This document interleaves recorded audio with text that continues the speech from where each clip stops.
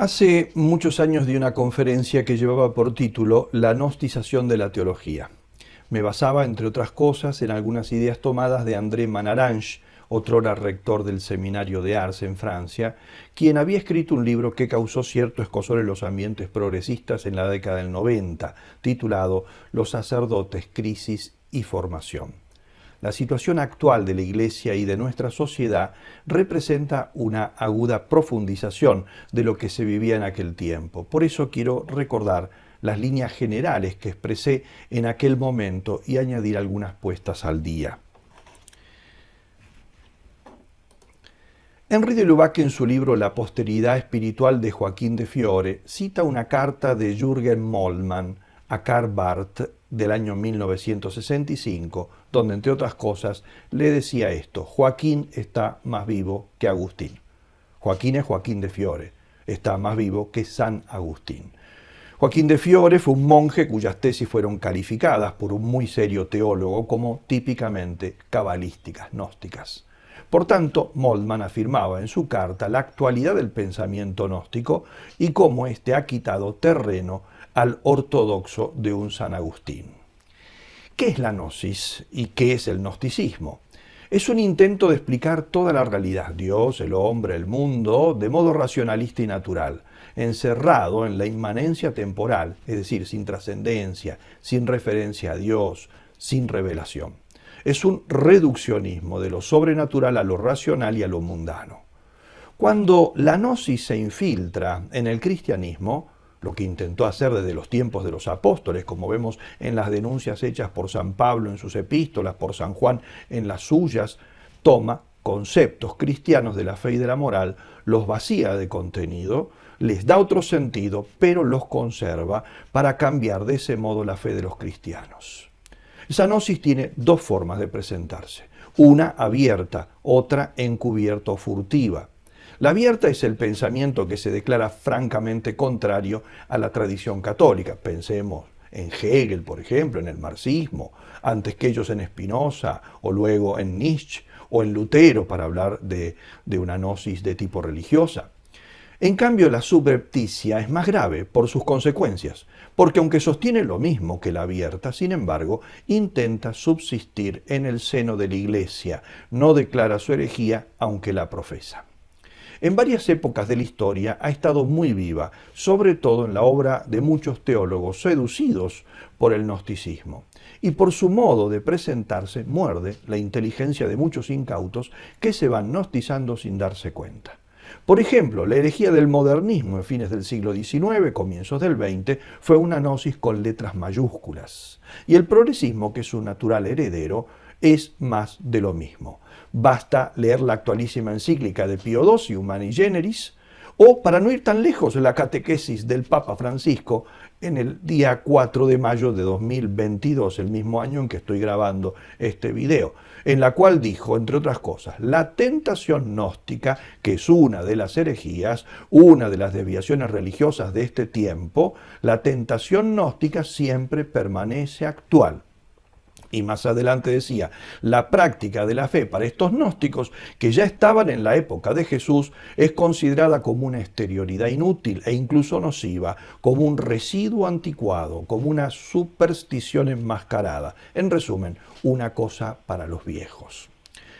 En un muy valiente discurso ante el cuerpo académico de la Universidad de Lyon el 7 de octubre del año 1986, San Juan Pablo II, hablando del mensaje teológico del gran campeón contra los gnósticos que fue San Ireneo de Lyon, mártir de fines del siglo II, recordaba lo siguiente, cito sus palabras textuales. La gnosis con mayúscula, el pensamiento gnóstico. La gnosis fue una de las primeras contestaciones radicales del cristianismo. Y añadía más adelante, ¿quién osará decir que la tentación gnóstica ya no es un obstáculo para la Iglesia? El ensayo de interpretación del cristianismo por filósofos como Hegel era en verdad una manera de vaciar la fe cristiana de su sustancia, interpretando el anonadamiento del Hijo de Dios, la encarnación, como pérdida de la identidad de Dios y la anulación del abismo entre Dios y su criatura. También hoy existe de manera difusa en ciertos cristianos la tentación de hacer una lectura de la Biblia dominada por presupuestos extraños a la fe, de plegar la fe a un sistema construido fuera de ella, conservando en todo caso las fórmulas familiares de la Biblia o de la doctrina cristiana en apoyo de estas corrientes heterogéneas. El deber del teólogo es evitar este género de sustitución ruinosa, de velar por la autenticidad como Ireneo. ¿Qué actualidad tienen estas palabras en nuestros días? En esta conferencia voy a referirme solo a la gnosis subrepticia, jamás muerta, pero que desde hace una década o un poco más ha vuelto a tomar coraje y brío como para intentar adueñarse de todo el pensamiento católico. Y cuando digo esto, estoy pensando en el panorama que nos presentan algunas universidades pontificias, en la mayoría de las revistas de filosofía y teología que se dicen católicas pero no lo son, o sin ir más lejos, la crisis de tantos obispos, como lo demuestra la deriva hacia el cisma y la herejía del actual sínodo alemán, denunciada no por mí con estas palabras, sino por otros obispos y por cardenales, como Brandmüller, Pell, Müller e incluso conferencias episcopales enteras como la de Polonia, la de los países nórdicos e incluso, más sorprendentemente aún, incluso por pastores de clara orientación progresista, como el cardenal Casper, quien desatara la polémica sobre el matrimonio en el consistorio del año 2014, o el cardenal Schomburg de Viena, que no se ha mostrado gran defensor de la ortodoxia moral en la última década. A esta gnosis nosotros la podemos caracterizar con diversos rasgos. Voy a nombrar algunos de ellos. En primer lugar, es peor que la herejía que rompe abiertamente con la doctrina de la Iglesia. ¿Por qué? Porque la gnosis encubierta se da en el interior de la fe, no intenta romper y salir del pueblo de Dios, quiere quedarse dentro de él para dañarlo con eficacia. Además, el gnóstico no se siente culpable, al contrario, se presenta como el cristiano mejor informado, el más fiel al Evangelio, el más capacitado para hacer creíble la fe a los hombres de hoy. También porque le gusta jugar al mártir. Cuando es reprendido, pensemos en las sanciones, otrora allí, Leve Curran, Teilhard de Chardin, Hans Kühn, Leonardo Boff, Marciano Vidal y tantos otros, o bien afirman que ellos no han querido decir lo que se les reprocha, o bien que no es algo tan esencial al cristianismo. Por otra parte, en general trata de no presentar como una actitud de ruptura con el pasado, esto en general, sino como un verdadero desarrollo de la doctrina cristiana, o que la ruptura es el verdadero desarrollo, el natural desarrollo, esto lo explicaré un poco más adelante, ¿no?, de la doctrina cristiana. Aunque esto tiene sus excepciones, porque a veces cuando ve que la Iglesia, es decir, el magisterio, la jerarquía, se tarda demasiado en cumplir lo que son sus expectativas, las expectativas de esta corriente gnóstica, a veces empuja más abiertamente una ruptura explícita, como por ejemplo está haciendo ahora en nuestros tiempos el llamado sínodo alemán. Quizá porque tiene miedo de que si no logra los cambios sustanciales antes del próximo papa, no sabe cómo le puede salir después el pastel. Por eso, en su apuro, pide alteraciones esenciales en temas como la homosexualidad, ideología de género, anticoncepción, moral sexual matrimonial y no matrimonial, ordenación de mujeres, sacramentos, pecado, etc. San Juan en el Apocalipsis dice en un pasaje que el diablo en los últimos tiempos irá por todo y con desesperación, porque, dice él, porque sabe que le queda poco tiempo. Quizá por eso vemos lo que vemos. Además, la gnosis subrepticia es más peligrosa que la abierta, también por el hecho de que para salir de ella no basta aceptar algunas correcciones particulares o momentáneas, sino que es necesario sacarse los lentes deformantes. Es un problema de visión global. En cambio, la herejía común y silvestre, que es también una gnosis, como ya dije, pero explícita, si bien en sus inicios es más separada de la Iglesia, también es más cercana a ella desde otro aspecto. Suele consistir en la negación de alguno o algunos artículos determinados de la fe, pero manteniendo la generalidad del dogma. Acepta unas verdades, niega otras. En cambio, el gnosticismo, propiamente dicho, reinterpreta todas. El gnóstico puede mantener todas las fórmulas, pero estas han sido ya vaciadas de su sentido original. y quieren decir otra cosa diversa. De ahí que la conversión para el gnóstico y para el herético tenga exigencias diversas. Convertirse, por ejemplo, para un luterano, para un calvinista, consiste en hacer un camino de retorno por el cual las verdades que todavía profesan auténticamente vuelvan a insertarse en el credo total al que pertenecen realmente, como dice Juan Pablo II en la encíclica Ut Unum Sint. Esta es la tarea justamente del ecumenismo verdadero. El gnóstico, en cambio, debe pulverizar la totalidad de su pensamiento, porque para convertirse debe destruir todo el sistema de pensamiento con los presupuestos intelectuales que lo orientan. En el gnosticismo las raíces están podridas, en la herejía se han secado algunas ramas. En segundo lugar, la gnosis es una realidad paracristiana, es decir, al margen del pensamiento cristiano. Pero al mismo tiempo es un fenómeno parasitario del cristianismo. La gnosis es parasitaria de la fe. Los parásitos se enquistan en un ser vivo y lo van consumiendo de a poco. La gnosis es el parásito de la fe de la Iglesia. Por eso no la abandona abiertamente. La Iglesia le da de comer, le da prestigio, le da un trabajo, le da un sentido.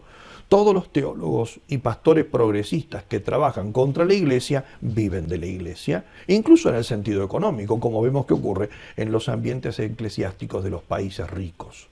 Para eso necesita presentarse como compatible con la fe. Más aún, nos quiere vender que lo que ella enseña y propone es el único modo de hacer creíble el cristianismo al mundo de hoy. Se autoproclama como la única versión comprensible al mundo actual, pero en realidad es una adaptación de la fe al mundo. Podríamos decir que es el mundo vestido de cristiano, pero así como el mono vestido de marinero es un mono y no un marinero, así el mundo vestido de cristiano es mundo, no es cristianismo de Jesucristo. Solo que en este caso el mono se comió al cristiano, lo parasitó y lo devoró. En tercer lugar, afirma que el único modo de crecer que tiene la Iglesia es a través de una fractura con el pasado y que esto sería evolucionar y progresar. Y que no debemos asustarnos porque esto en realidad ha ocurrido ya muchas veces en el pasado histórico de la Iglesia. Que la Iglesia evoluciona es innegable, es una ley de todos los seres vivos que crecen y se desarrollan. Y esto la tradición lo ha enseñado siempre. Pero los seres vivos crecen sin cambiar sustancialmente.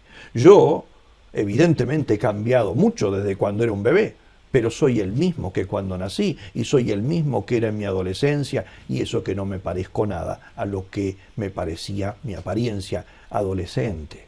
Para un ser vivo, una ruptura sustancial con su pasado no representa un crecimiento, es lo que llamamos muerte.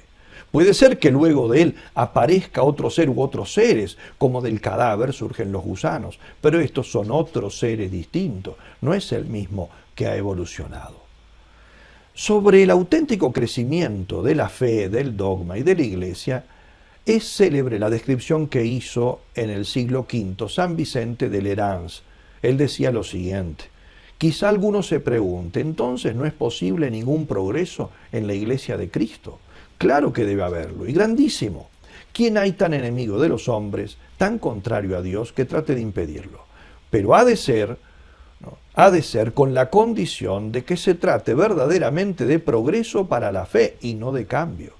Es característico del progreso, seguía diciendo nuestro autor, que una cosa crezca permaneciendo siempre idéntica a sí misma. Propio del cambio es, por el contrario, que una cosa se transforme en otra. Crezca, por tanto, y progrese de todas las maneras posibles el conocimiento, la inteligencia, la sabiduría, tanto de cada uno como de la colectividad, tanto de un solo individuo como de toda la Iglesia, de acuerdo con la edad y con los tiempos, pero de modo que esto ocurra exactamente según su peculiar naturaleza, es decir, en el mismo dogma, en el mismo sentido, según la misma interpretación. Esto está en esa obra, el Commonitorio número 22. Y más adelante, capítulo número 23, añade, este crecimiento debe seguir su propia naturaleza, es decir, debe ser de acuerdo con las líneas del dogma y debe seguir el dinamismo de una única e idéntica doctrina. El gnosticismo, para defender sus tesis, pretende hacernos creer que la Iglesia ha cambiado su doctrina de modo sustancial, en el pasado muchas veces, y particularmente en el Concilio Vaticano II. Resistirse pues a la nueva iglesia es oponerse al concilio. Los tontos que no han leído el concilio, esto se lo creen a pie juntillas. Pero quienes leemos y releemos los documentos del concilio, no encontramos esos pretendidos cambios sustanciales, sino todo lo contrario.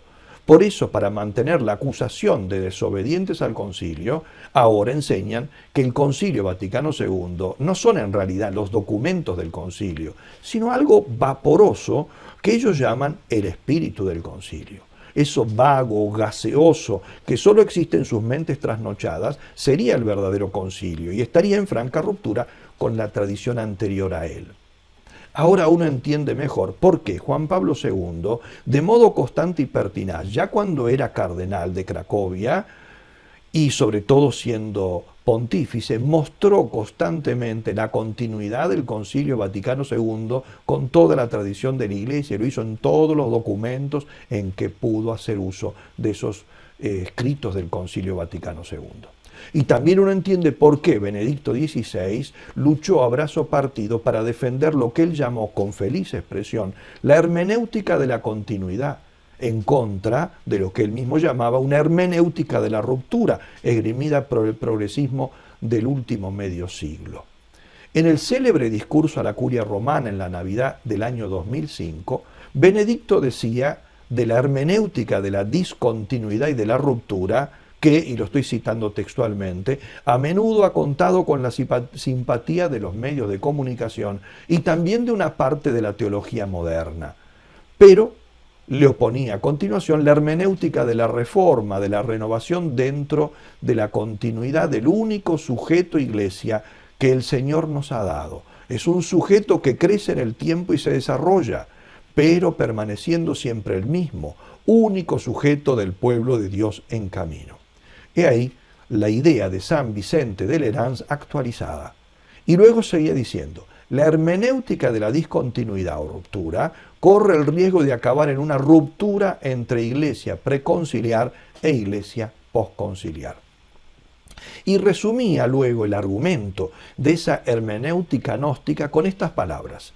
Afirma que los textos del concilio como tales no serían aún la verdadera expresión del concilio, del espíritu del concilio.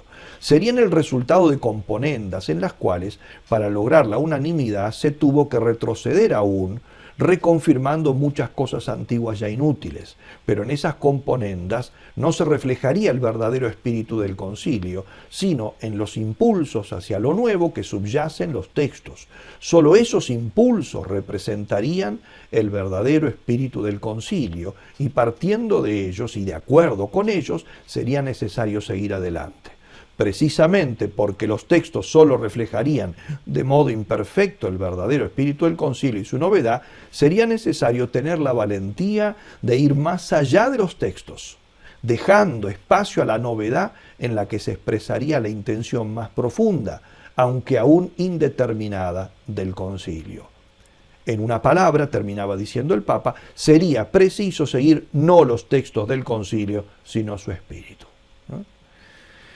En cambio, como expresiones de la verdadera hermenéutica, la de la continuidad o reforma, Benedicto citaba en ese mismo discurso al Papa Juan XXIII en su discurso de apertura del concilio, el 11 de octubre de 1962, y al Papa Pablo VI en su discurso de clausura del concilio del 7 de diciembre de 1965. Es decir, los discursos que encuadran como su comienzo y su final, precisamente todo el trabajo del concilio, ¿no? En estos dos discursos, la hermenéutica que se hace, la interpretación de ese evento que fue el concilio, uno comenzando, el otro ya terminado, son justamente mostrando la continuidad con toda la tradición de la Iglesia. Del discurso de Juan XXIII, Benedicto citó en aquella ocasión, un largo pasaje en el que decía, entre otras cosas, que el concilio, cito textualmente, quiere transmitir la doctrina en su pureza e integridad, sin atenuaciones ni deformaciones. Y definía la tarea de la Iglesia como no únicamente guardar el tesoro precioso de la doctrina, sino estudiar lo que exige nuestra época para que esa doctrina verdadera e inmutable, a la que se debe prestar fielmente obediencia, se profundice y exponga según las exigencias de nuestro tiempo, conservando sin embargo el mismo sentido y significado. Esas son las palabras de Juan 23, son las palabras citadas por Benedicto XVI. Nuevamente, la misma idea de Vicente de Lerans, siempre presente en la misión de la Iglesia. Debemos decir, sin embargo, que la interpretación rupturista de la Iglesia y de la evolución doctrinal, interpretación gnóstica, como ya he dicho, no ha sido defendida por el progresismo solamente, por ejemplo, el de la Escuela Teológica de Bolonia, sino que lamentablemente ha recibido una ayuda paradojal de aquellos grupos críticos al concilio que, para hacer más creíbles sus censuras al concilio, también lo califican como una ruptura con la tradición. Es decir, defienden una hermenéutica de la ruptura haciéndole el caldo gordo al progresismo. En cuarto lugar, la gnosis resulta seductora para las inteligencias débiles en la fe, porque encierra todo misterio en conceptos totalizantes que parecen agotarlo, parecen explicar todo racionalmente, pero de ese modo, en realidad, empobrece la fe y la vuelve árida, porque los que creen que saben más, porque creen que pueden explicar racionalmente los misterios, en algún lugar extraviaron el camino. Si podemos entender a Dios, ha dicho ya San Agustín, entonces lo que estamos entendiendo no es Dios. Una teología que descifra el misterio, la fe, el dogma, los sacramentos, etc., será atractiva para las mentes ávidas de explicar todo, pero está vendiendo el cuento del tío. El mismo cuento que la serpiente le vendió a Eva en el paraíso, cuando el demonio pretendió abrirle a la mujer los misterios desentrañables de los planes de la sabiduría divina. En este sentido, hacer una teología desde abajo o una cristología desde abajo, es decir, independientemente de las verdades dogmáticas de la encarnación y de la Trinidad, sino a partir simplemente de lo histórico, de lo temporal, de lo humano, para remontarse de allí hasta el misterio de Cristo, es simplemente un disparate. Pues ese disparate es el que propusieron teólogos como Hans Küng, en realidad ex-teólogos, porque la autoridad de la Iglesia lo despojó en algún momento de ese título. Hans Küng dijo, por ejemplo, en su libro Ser Cristiano, publicado en español en el año 1977, y otros que con otro lenguaje siguieron la misma idea. Por ejemplo, González Faust en su obra Acceso a Jesús del año 1979. La última característica que señalo de la gnosis es su intolerancia despiadada. Todos los que la han enfrentado lo saben muy bien y han experimentado su persecución en carne propia.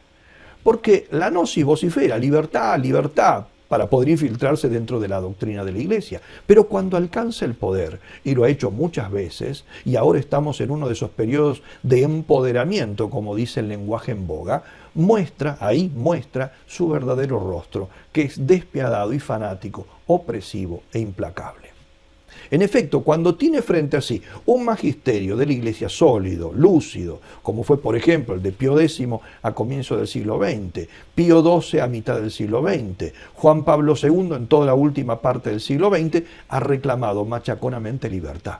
Libertad de investigación para los teólogos, libertad de enseñanza y expresión para los profesores, libertad de expresión para los escritores, etc. Es decir, apertura, libertad, pluralismo.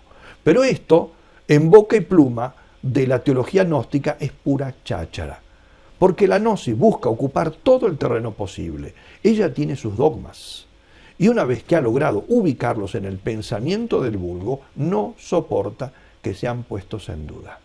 Y cuando cuenta con poder, por ejemplo, cuando tiene a su favor los medios de comunicación, que ha sido casi siempre, o cuando los que piensan gnósticamente alcanzan puestos de poder en la jerarquía, en las cátedras, en las universidades, en los dicasterios, etc., usan todos los medios para oprimir e impedir que se enseñe todo lo que se opone a sus dogmas y tesis.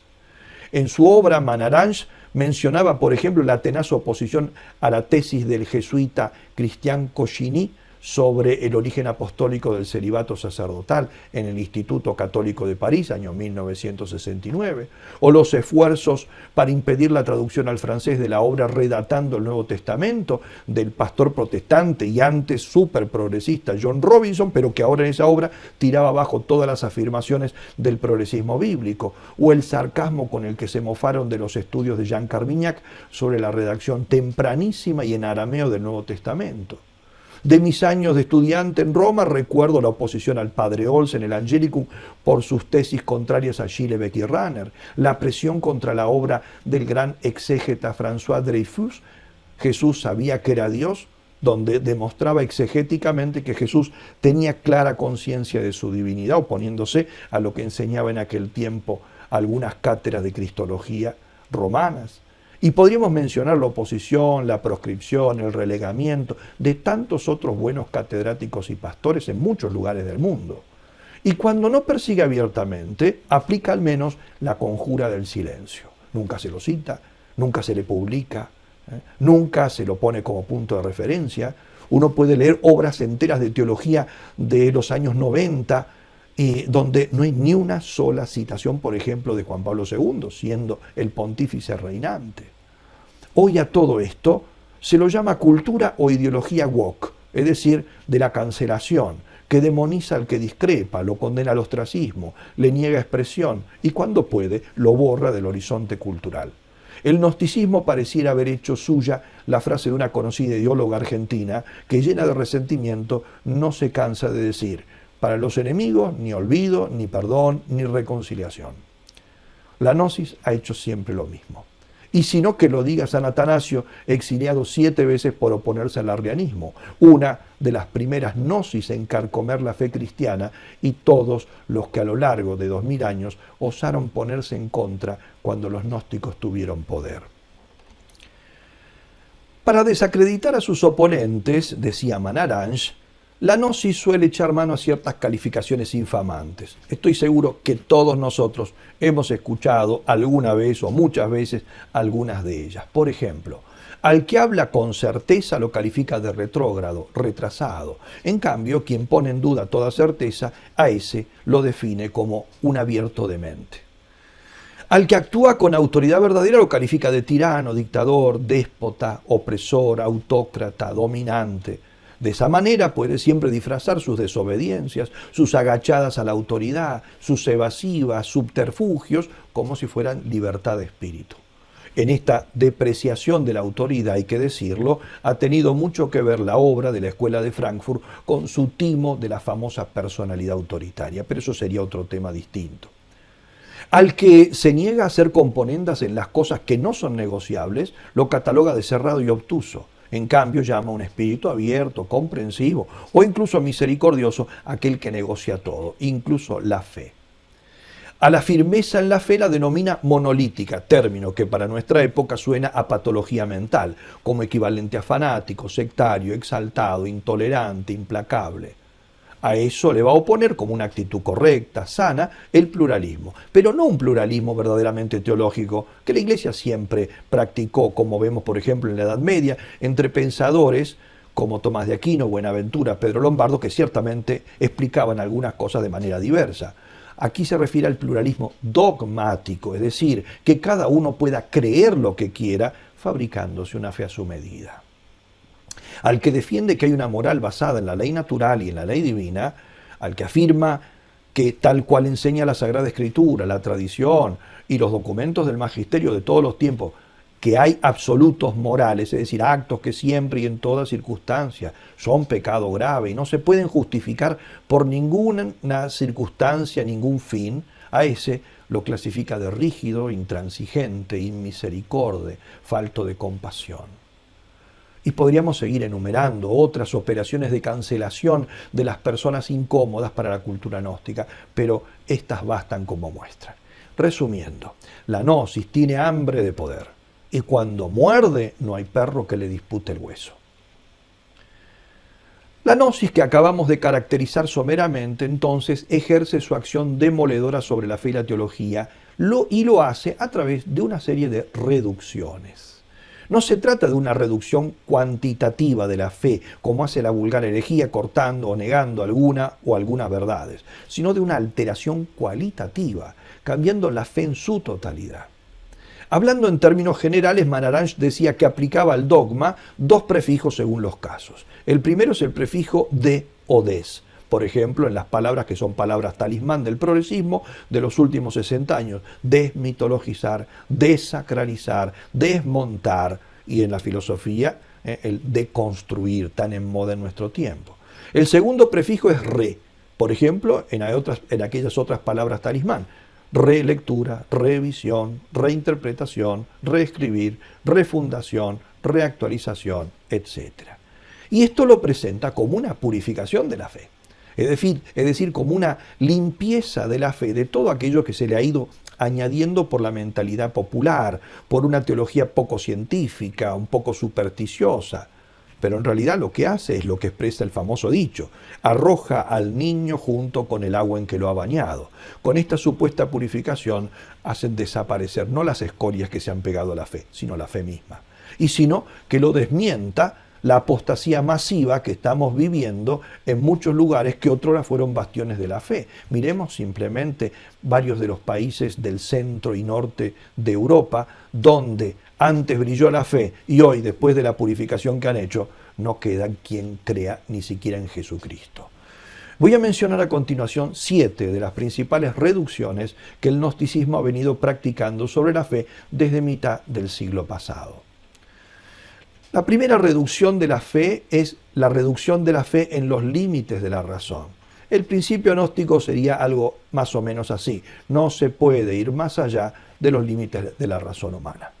Este prejuicio nació dentro del protestantismo liberal y racionalista, pero invadió prontamente el campo católico de la exégesis, de la predicación y de la catequesis. Lo más conocido de esta corriente fue quizá su negación de todo milagro y de todo hecho sobrenatural. La mayoría de los escritos sobre la Biblia, en particular sobre el Nuevo Testamento, publicado desde los años 60 hasta los 80, 90, niegan prácticamente todo lo que parezca sobrenatural, comenzando por supuesto con los milagros. En esta reducción que se hace, ¿no?, de todo a lo racional, Dios no va a ser más que una exigencia moral de nuestra razón. Tiene que haber algo que compense las injusticias de este mundo y castigue los males. Por eso se postula la existencia de un Dios. Pero ese Dios no es el Dios personal, no es el Dios trino, no es el Dios que se revela a sí mismo en la Sagrada Escritura. Por su parte, Jesucristo no es más que un gurú que ha experimentado como ningún otro o como pocos otros una filiación divina que es en realidad puramente simbólica. Su mensaje contiene solo valores humanitarios como la paz, la comprensión, la reconciliación, el amor, la solidaridad, porque en el Jesús gnóstico no hay redención. La muerte de Cristo tiene solo un valor ejemplar, pero no es un acto que redime propiamente. Y díganme si acaso no suena así la descripción del Jesús que escuchamos en muchas de las homilías domingueras de nuestras parroquias. La exégesis bíblica para el racionalismo consiste en destilar la esencia del cristianismo, como dijo algún autor. Es decir, dejar de lado los hechos de la salvación, que son necesariamente míticos, y quedarse solo con los valores contenidos. Es pues un docetismo de los hechos, una negación de lo histórico.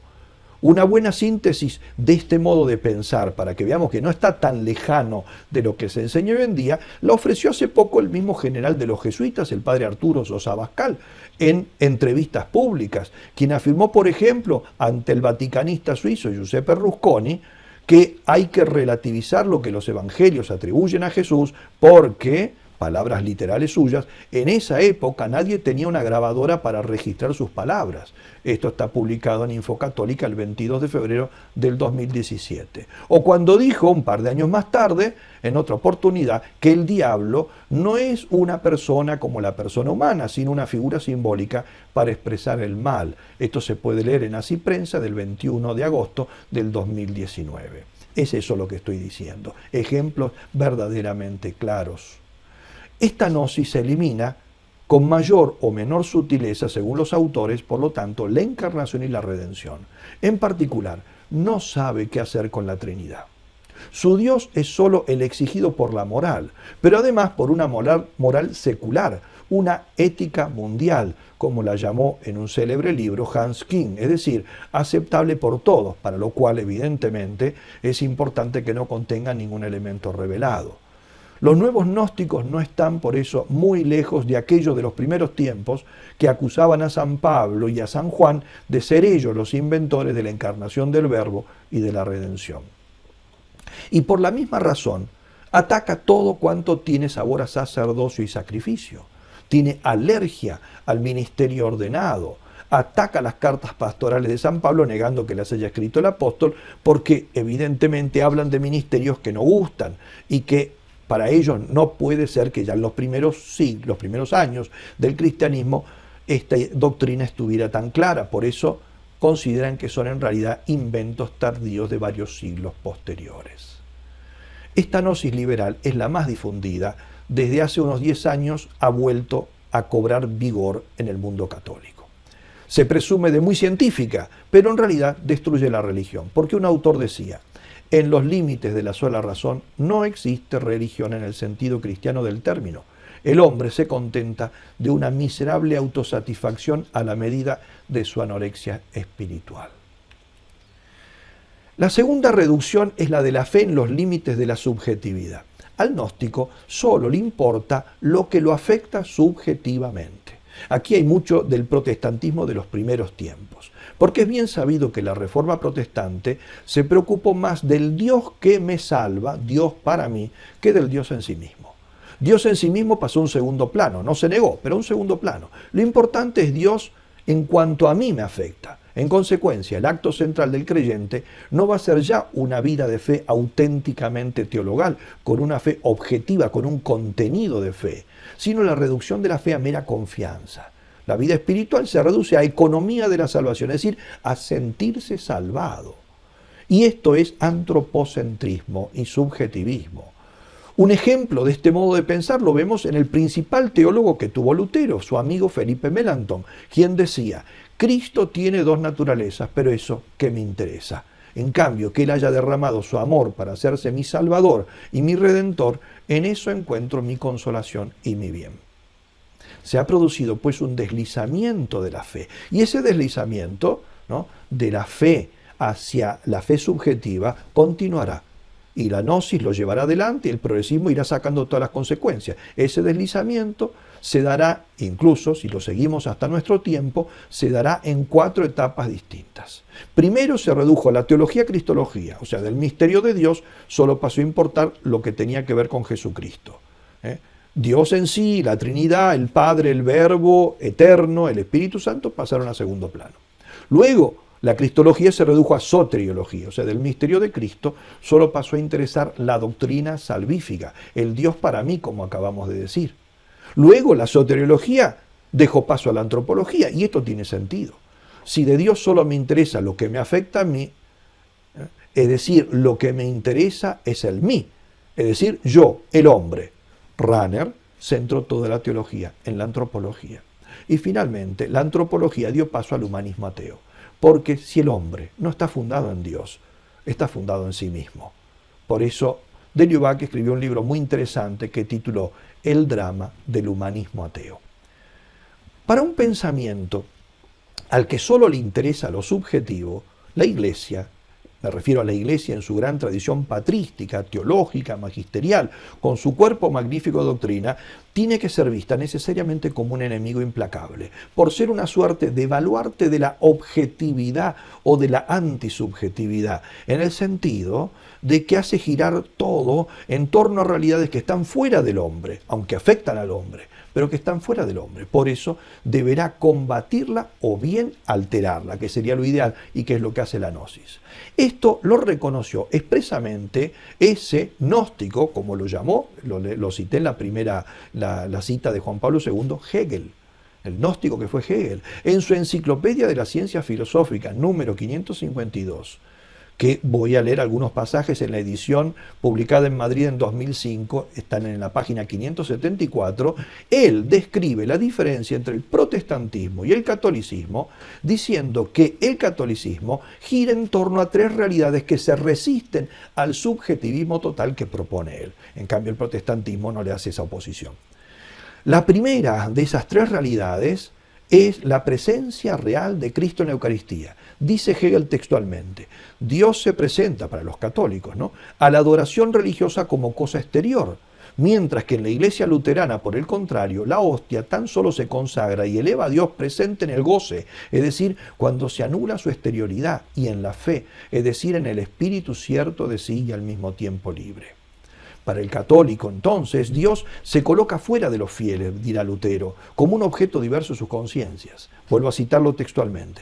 Desde aquella primera y suprema relación de exterioridad, o sea, el tema de la fe en la Eucaristía es la suprema realidad exterior, dirá Lutero, la más complicada entonces, por lo tanto, para su tesis gnóstica del subjetivismo absoluto, ¿no? Desde aquella primera y suprema relación de exterioridad fluyen todas las demás relaciones externas y por tanto no libres, no espirituales y supersticiosas. Al no ser subjetivas son entonces no libres, no espirituales y supersticiosas. Primero la Eucaristía. ¿Cuál es la segunda? La segunda es el sacerdocio ordenado, porque pretende guiar las mentes de los fieles desde afuera. Dice literalmente Hegel, de la fe en la Eucaristía se sigue la existencia de un estamento, los laicos, que recibe de otro estamento, el sacerdocio, y desde fuera el saber de la verdad divina, así como la dirección de la voluntad y de la conciencia. Es lo que hace el sacerdocio, guiando con la catequesis, la enseñanza, la doctrina, guiando con la autoridad jerárquica, santificando a través de los sacramentos al resto de los fieles, ¿no? Y eso entonces es un problema de exterioridad. Y la tercera realidad exterior es la vida religiosa consagrada. Este segundo estamento, el sacerdocio, sigue diciendo Hegel, a su vez tampoco alcanza la posesión del conocimiento de la verdad divina de una manera puramente espiritual, sino que para lograrlo precisa esencialmente de una consagración externa. Es decir, la vida religiosa presenta un ideal que no es connatural al hombre y que lo coloca fuera de la sociedad. Por eso necesita, evidentemente, la ayuda de Dios. Y concluye Hegel de esta manera. Todo esto somete al espíritu a un ser externo, con lo cual se desconoce y se pervierte su concepto, que solo se da en lo más íntimo, y se corrompen en su raíz derecho y justicia, eticidad y conciencia moral, responsabilidad y obligación.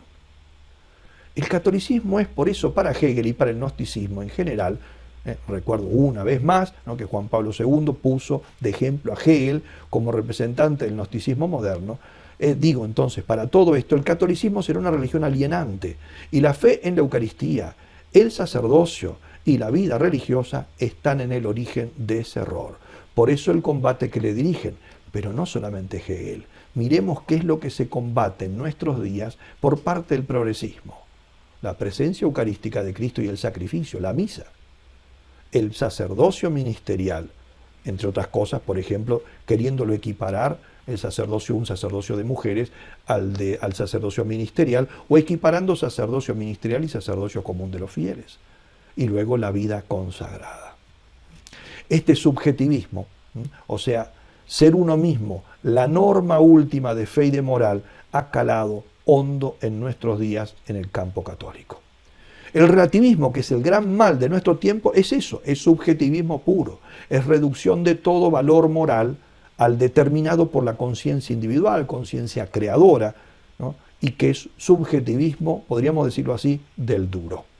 Y derivadamente, aunque solo lo menciono y no entro en detalle por razón de tiempo, también hay una reducción subjetivista en otros fenómenos, por ejemplo, en todas aquellas espiritualidades que confunden espíritu, vida espiritual, oración, experiencia espiritual, con experiencias afectivas, sensibles, meramente emotivas y sentimentales, no dejando espacio para una espiritualidad seria ni para la doctrina de las purificaciones de los autores espirituales, las noches oscuras de San Juan de la Cruz, las tinieblas de Madre Teresa de Calcuta, etc. Esto a menudo deja de ser espiritualidad para convertirse en psicología, deja de ser conversión para convertirse en terapia, deja de ser santidad para convertirse solamente en conmoción sensible. Para Hegel, una comprensión del catolicismo de este tipo, como acabo de mencionar, no sería una amenaza para su doctrina gnóstica, porque estaría suficientemente encerrada en la subjetividad de la persona como para poder operar el gnosticismo en ella una alteración de la fe. La tercera reducción es la que encierra la fe en los límites de lo existencial. Con esta expresión, Manarange caracterizaba la obra de los teólogos que, dominados por un gran complejo de inferioridad frente al racionalismo y al cientificismo moderno, se avergonzaban de presentar una religión apoyada en el misterio, el milagro y lo sobrenatural. Esto, pensaban, no es presentable para el mundo moderno, jamás lo aceptaría. Por eso, para salvar todavía un lugarcito para el cristianismo en este mundo moderno, hay que despojar el dogma cristiano de todo cuanto pueda oler a sobrenatural, de todo lo que no entre en los parámetros de lo aceptable por la ciencia moderna. Uno de los adalides de este tentativo fue, en el campo protestante, Rudolf Bultmann, con una influencia enorme en el mundo católico. Su intento fue quitar del cristianismo y de sus fuentes todo lo que no pueda ser aceptado por una mentalidad científica. Bultmann se abocó, pues, a la tarea, como han dicho algunos, de desplumar el Cristo histórico, es decir, el que nos presentan los evangelios, para encontrar algo raro, ahí un resumencito, una síntesis, que es lo que llamaron el Cristo de la fe. Y para esto insistió en que lo único que importa es el mensaje que Jesús nos ha traído, no tanto el hecho real e histórico de Jesús. Introdujo así una fractura entre el Cristo histórico y el Cristo de la fe. Del Cristo histórico, real, en realidad, dice él, sabemos poco y nada. Quizá que murió en una cruz, pero nada más. Todo lo demás que nos cuentan los evangelios es mito, es una proyección, una forma mitológica de describirnos algo que es el mensaje de Jesús. Pero no importa el hecho de prescindir de todo esto, porque en realidad lo que importa es el Cristo que nos hemos fabricado con nuestra fe. Para eso, para muchos, Jesucristo no sería más que el producto de la fe de sus discípulos. Ahora bien, si este Jesús es el fruto de una fe ciega, de un sentimiento religioso que se proyecta en un Dios fabricado por mi mente y mis afectos, entonces, en realidad, mi fe es algo vacío, es pura vanidad. Como ya lo advirtió San Pablo, por eso dijo, si Cristo no ha resucitado, y eso es un hecho histórico, nuestra fe es vana y somos los más desgraciados de los hombres. Nos sorprende ahora el fenómeno de apostasía que ha carcomido las iglesias cristianas, primero protestantes y actualmente la misma iglesia católica, que piensa aceptando estos parámetros. Lo que hicieron Bultmann y todos los protestantes y católicos que lo siguieron, que llegaron a ser en su momento la mayoría de los teólogos y exégetas, fue reducir el cristianismo a un mero mensaje sin cuerpo, sin soporte real, histórico y concreto. Esta tarea de cortar y desencarnar lo sobrenatural de la fe cristiana fue llamada por ellos desmitificación, que es no una simple limpieza, sino la desencarnación de Cristo. Este abandono de la realidad creada, ha dicho algún autor, ha sido una de las causas de la New Age, es decir, de la penetración de la New Age en el cristianismo, del cristianismo New Age. Hoy en día, Bultmann, hay que decirlo, ha perdido parte de su prestigio, pero aun cuando ya no se lo siga a pie juntillas, hacen falta muchos tractores para sacar a la exégesis del Guadal donde está hundida. De sus intentos, muchos cristianos de hecho han heredado hoy en día una serie de convencimientos. Por ejemplo, están convencidos que el Nuevo Testamento fue inventado por la comunidad primitiva, aunque no tengamos ningún testimonio de ellos. Este sí que es un acto de fe que todo racionalista hace. Y también que los autores sagrados, es decir, esa mencionada comunidad primitiva, redactó nuestros escritos sagrados, nuestro Nuevo Testamento, haciendo una obra de collages y cortando y pegando tradiciones a veces incoherentes entre sí. Lo más llamativo de todo, digámoslo de paso, es que este movimiento racionalista ha creado una de las fantasías más sorprendentes de creer. Ellos que quieren purificar y hacer racional y científica la fe, nos exigen un acto de fe que verdaderamente es fantasmagórico, ¿no? Y que la mayoría de los necios se tragan sin chistar. Y es esta es la invención que han hecho. Nadie nos puede explicar cómo el cristianismo, que es el movimiento más grande de la historia, el más influyente, el espíritu que ha determinado los 20 últimos siglos, nadie puede explicarnos, cómo ha sido inventado por una comunidad primitiva de la que no tenemos ni la menor idea de qué es o cómo obraba. Porque ni Bultmann ni ninguno de sus seguidores protestantes o católicos nos han dado datos precisos de este portento único en la historia, más eficaz que todos los filósofos juntos, inventor de algo que no han podido destruir ninguna de las ideologías de la historia, ningún político, ninguna revolución, ningún tsunami espiritual. Estos comunitarios primitivos inventaron dogmas, lograron que medio mundo les creyera y de ellos mismos no sabemos sino que estaría compuesto por unos cuantos pescadores galileos, algunas prostitutas convertidas, algún que otro fabricante de carpas y por supuesto sí, media docena de hombres más o menos cultos. Es una pena que Bultmann, habiendo desmitologizado con éxito toda la Biblia, no haya reparado en que ha creado el mito más notable de la historia, el de la todopoderosa comunidad primitiva.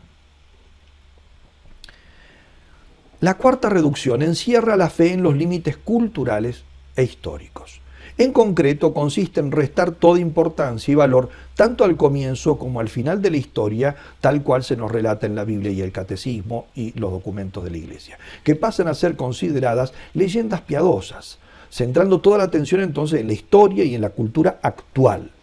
De este modo, la fe queda encerrada en la inmanencia histórica y cultural de este momento que estamos viviendo. Ante todo, para esto disuelve lo que podemos llamar la protología, es decir, la teología sobre la creación y sobre el comienzo del mundo y del hombre.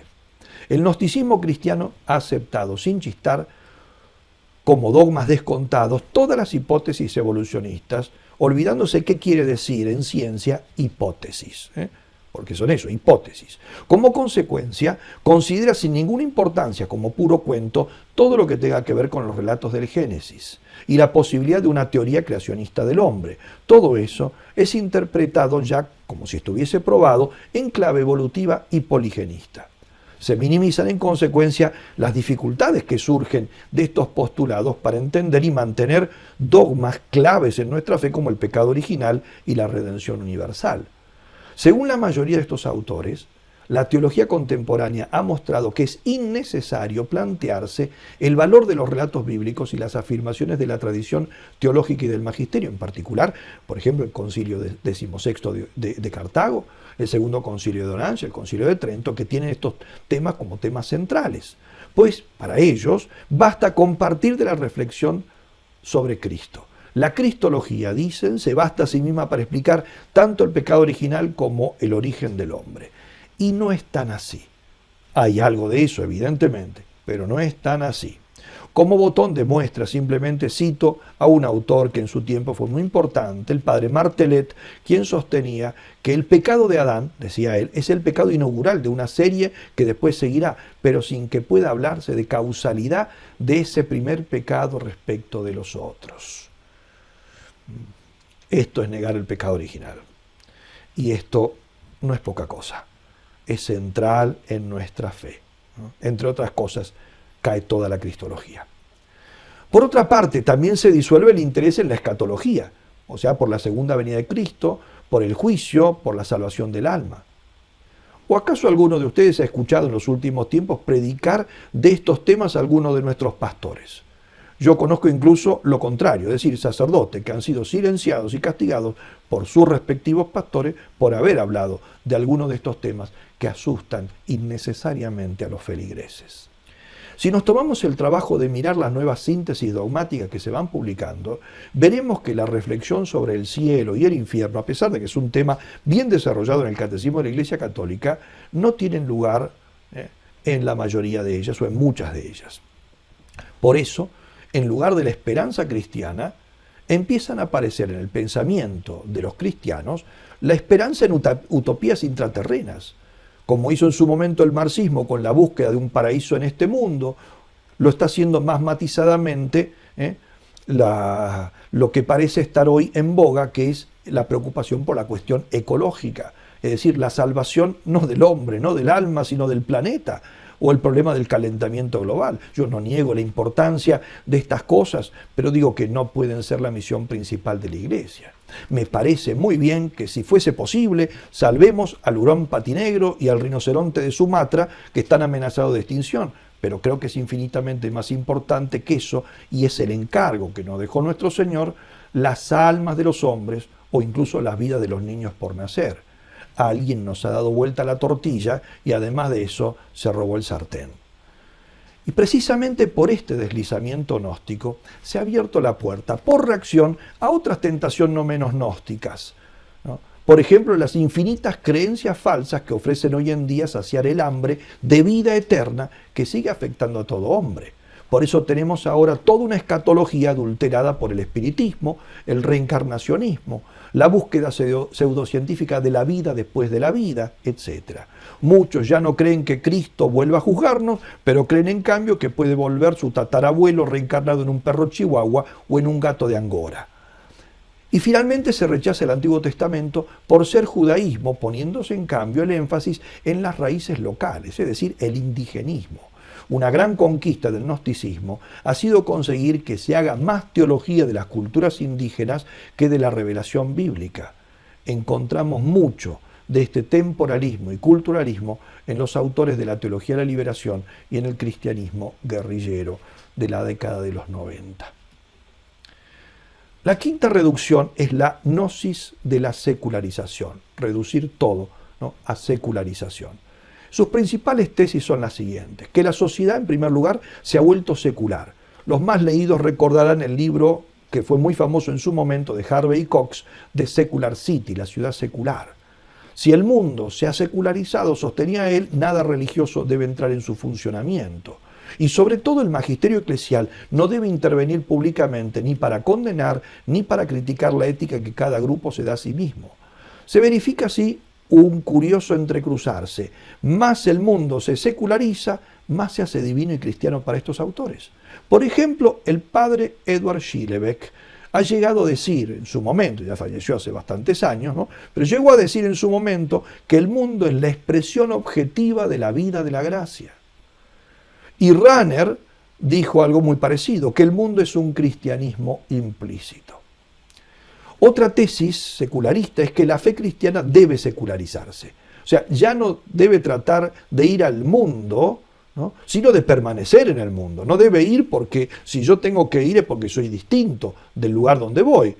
Si me identifico, a lo sumo lo que tendré que hacer es o separarme o identificarme. Aquí justamente es permanecer en el mundo. La fe debe limitarse al horizontalismo.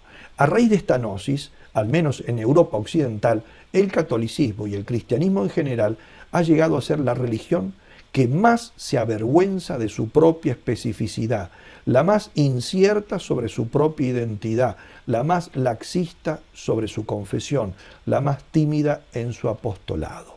Marcel Gauchet, en su libro El desencanto del mundo, publicado en 1985 por Gallimard, ve en el cristianismo, palabras suyas, la religión de la salida de la religión. Es decir, la religión que por sí sola se suprime o se diluye, una especie de gusto por el suicidio. La sexta reducción es la de la fe en los límites de la antropología. Esta gnosis es más sutil, pero también más difusa, y la que sobrevive en las mentes y en los comportamientos pastorales de muchos de nuestros contemporáneos. La autoría de esta gnosis se debe sobre todo a Karl Rahner. Y yo podría reducir sus puntos principales en lo siguiente. Primero, redujo el misterio divino a economía de la salvación. Rahner sostuvo que la Trinidad inmanente es la Trinidad económica y viceversa. ¿Qué significa esto? Que Dios se reduce para Rahner a lo que ha devenido para nosotros o a lo que ha obrado en nosotros, haciendo de la obra de la salvación una operación divina vital, tan vital como la generación eterna del Verbo. Como si salvándonos a nosotros, Dios se salvase a sí mismo. ¿De qué? De la abstracción, del egoísmo. Esto es antropología. El hombre condiciona a Dios procurándole la buena conciencia de existir sin remordimientos. Como es lógico, este modo de pensar da la impresión de entender la misma cristología como una consumación de la antropología. Nada de extrañar si, por otra parte, postulan entonces la necesidad de considerar una persona humana en Cristo, como dicen algunos teólogos. Cito solo uno de ellos y de mucho prestigio, Legario González de Cardenal. Dice, al pensar que Cristo no es una persona humana, se está diciendo que le falta lo esencial, lo que de verdad constituye al hombre en cuanto tal. Queda en consecuencia Cristo equiparado a un fantasma, ángel o mediador perteneciente a otro mundo. Por lo tanto, entonces, para salvarlo de esa presentación fantasmagórica, hay que entender que Cristo, además de la persona divina, tuvo una persona humana. Por otra parte, el hombre pasa a ser ahora necesario para Dios con esta cosmovisión. Cuando Dios quiere ser no Dios, aparece el hombre, solo así nada más, dice Rahner con ese lenguaje que lo entendía nada más que él. Pero esto es Hegel puro. Esto se agudiza en frases muy ambiguas como esta otra. Dios está exactamente allí donde estamos nosotros y solo allí podemos encontrarlo.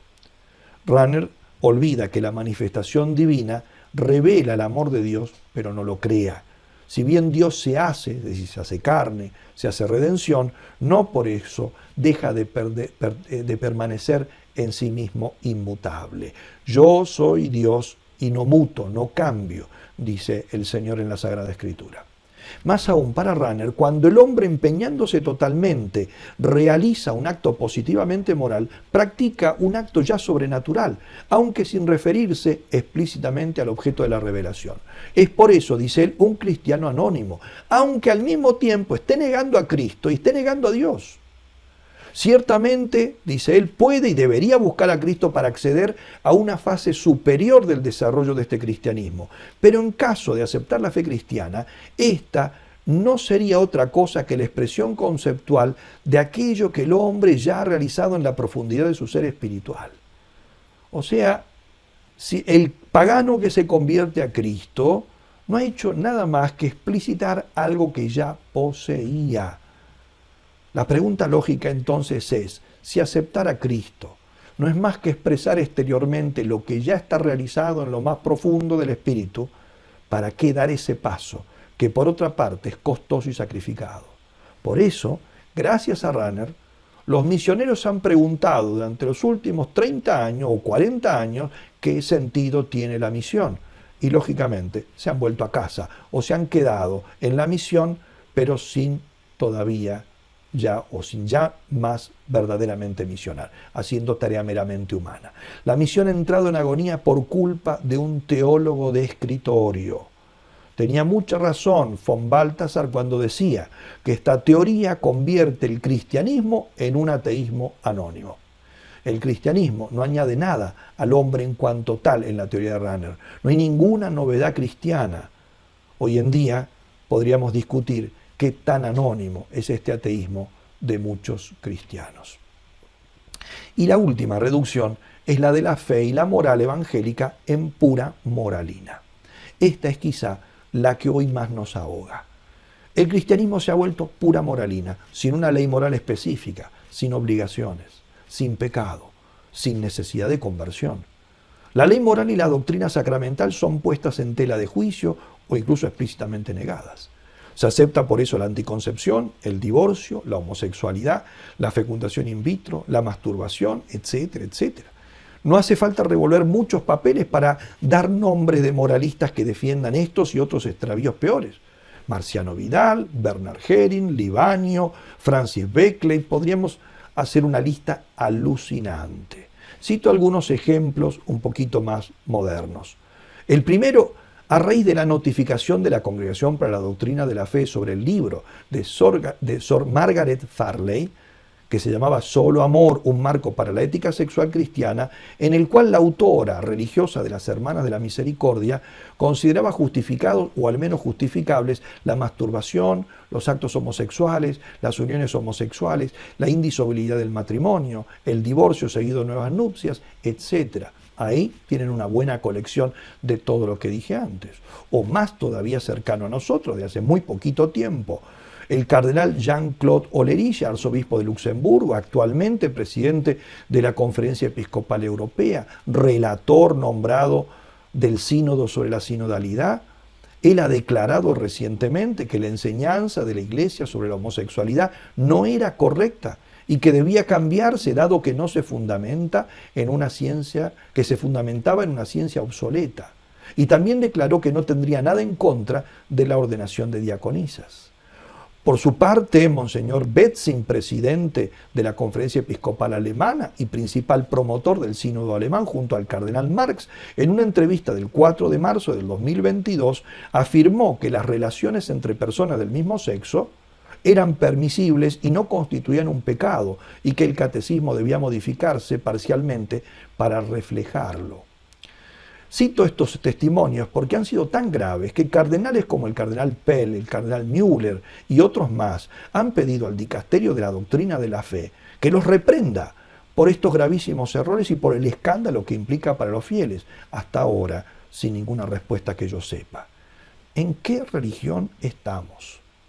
Los problemas morales, es decir, los pecados contra las costumbres, también tienen sus raíces en la crisis de fe. Hace unos años, Benedicto XVI reconoció ante los obispos irlandeses que la crisis de fe era la que había desembocado en las conductas sexuales escandalosas que asolaron la Iglesia de Irlanda durante los últimos 40 años. Se entiende que por todas estas razones el hombre está dispensado del criterio del martirio, que es la prueba decisiva de la fe. Si no hay ninguna obligación moral, si cualquier comportamiento es lícito, e incluso entonces el negar a Jesucristo. ¿Por qué? ¿Qué diferencia hay? ¿Por qué él puede hacer lo que se le dé la gana con su vecina y yo tengo que morir mártir confesando a Jesucristo? ¿No? Porque un cristiano sin leyes, un cristianismo sin leyes morales gravemente obligatorias, en ese ningún acto moral, ¿no? Ni amar a la mujer ilegítima, ni compartir el lecho con una persona del propio sexo, ni quitarle la vida al inocente o al socialmente inútil, ni robarle el pudor al niño incauto, ninguno de esos elementos se vuelve obstáculo para profesar la fe. Todo eso puede ser compatible, ¿no?, con una fe que se practica en el género de las meras intenciones. Y si las cosas están así, ¿para qué morir por Cristo si cualquier otra muerte o modo de vida tiene el mismo valor?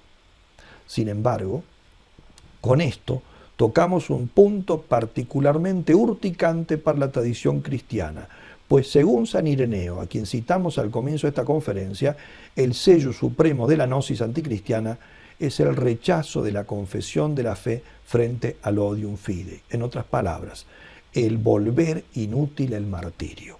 Y en esta nueva moralina, como dije antes, el martirio no tiene ningún sentido. Es decir, tiene esta doctrina, la rúbrica, según San Ireneo, la rúbrica inconfundible del gnosticismo. En conclusión, la fe está hoy gravísimamente amenazada. Lo estuvo también en muchos otros momentos de la historia y el Espíritu Santo tiene recursos inagotables para sacarnos de ella, ¿no? Pero hay que reconocer que los años inmediatamente posteriores al Concilio Vaticano II fueron muy virulentos.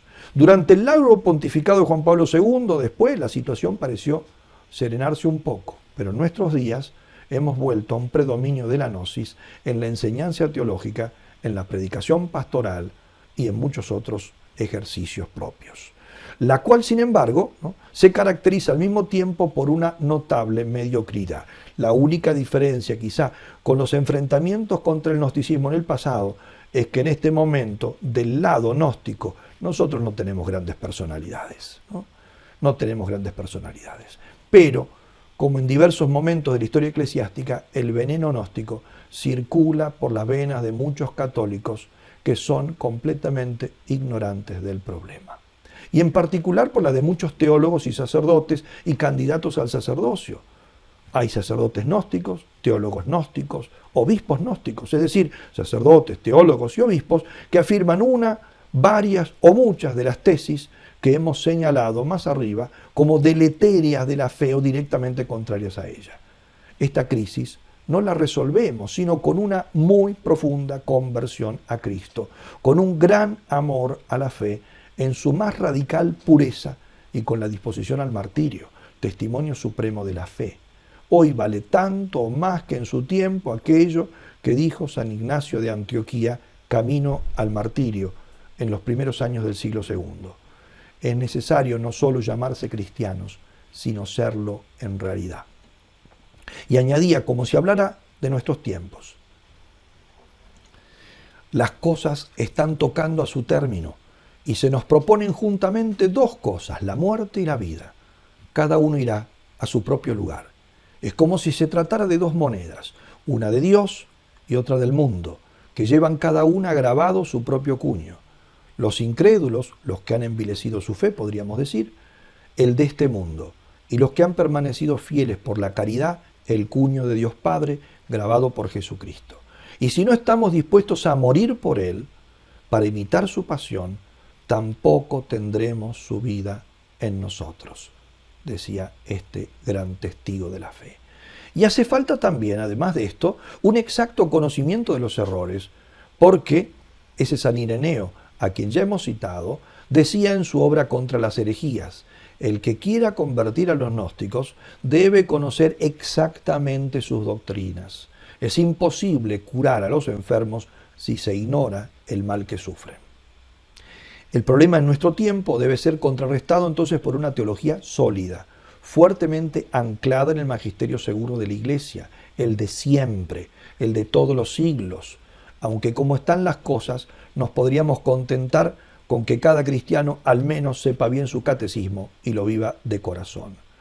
Y no nos referimos solamente al catecismo de la Iglesia Católica compuesta bajo Juan Pablo II, ni siquiera al compendio elaborado por Benedicto XVI, lo que sería ya pedir realmente excelencias, sino como mínimo la vieja síntesis de las 93 preguntas con que nos prepararon hace ya tanto tiempo para la primera comunión.